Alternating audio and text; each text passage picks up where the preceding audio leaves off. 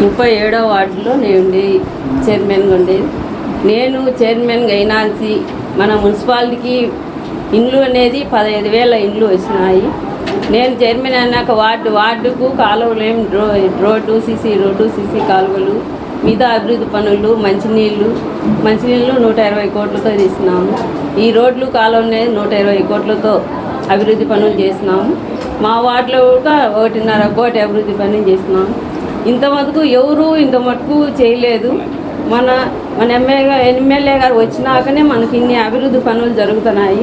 మన ఎమ్మెల్యే గారు సహకారంతోనే మనం ప్రతి ఒక్క కార్యక్రమం కానీ విజయవంతం చేసుకుంటున్నాం. ఇప్పుడు 28 రోజుల నుంచి ప్రచారం అనేది చేస్తున్నాం. ప్రతి ఒక్క వార్డులో కూడా మనకు అందరూ అనుకూలంగా ఉన్నారు, బాగా సహకరిస్తున్నారు. మనం నా హయాంలోనే మున్సిపాలిటీ పార్కు చేస్తున్నామా 5 కోట్లు పెట్టి అట్లా కాలువ అది చేస్తున్నాం. మార్కెట్ కడుతున్నాం 53 కోట్లతో మార్కెట్ కట్టి బ్రిడ్జి చేస్తున్నాం, బ్రిడ్జి కడుతున్నాం. అట్లనే బస్ స్టాండ్ కూడా 5 కోట్లు పెట్టి బస్ స్టాండ్ కడుతున్నాం. రోడ్ అనేది 5 కోట్లు పెట్టి మైదుకూరు రోడ్ అంతా బాగా చేసినాం. నేను చైర్మన్ అని అంటే ఇవన్నీ అభివృద్ధులన్నీ చేస్తున్నాము మన ఎమ్మెల్యే గారి సహకారంతో. ఇంకా మళ్ళీ మనం ఈసారి మన ఎమ్మెల్యేని గెలిపించుకొని మళ్ళీ ఇట్లాంటి అభివృద్ధి పనులు ఇంకా ఏడన్నా కొదవనేవాడుగా అన్నీ పూర్తి చేస్తామని మేము చెప్తున్నాము. అందరికీ నమస్కారం.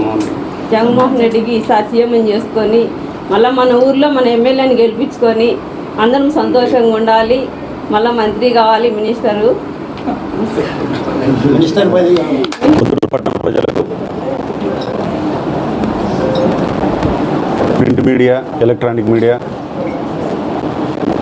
అందరికీ నమస్కారాలు తెలియజేసుకుంటూ ఈరోజు 37వ వార్డులోని మా చైర్పర్సన్ భీమునిపల్లి లక్ష్మీదేవి యొక్క వార్డులో విజయ్ భవ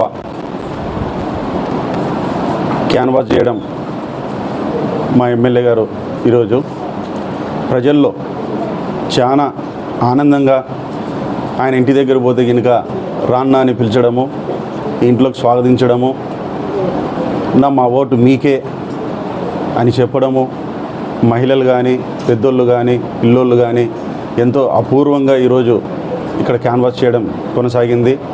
అలాగే మా జగనన్న నవరత్నాల ద్వారా దాదాపు ఈరోజు ఈ 37వ వార్డులో 28 కోట్లు ప్రజలకు లబ్ధి చేకూరింది.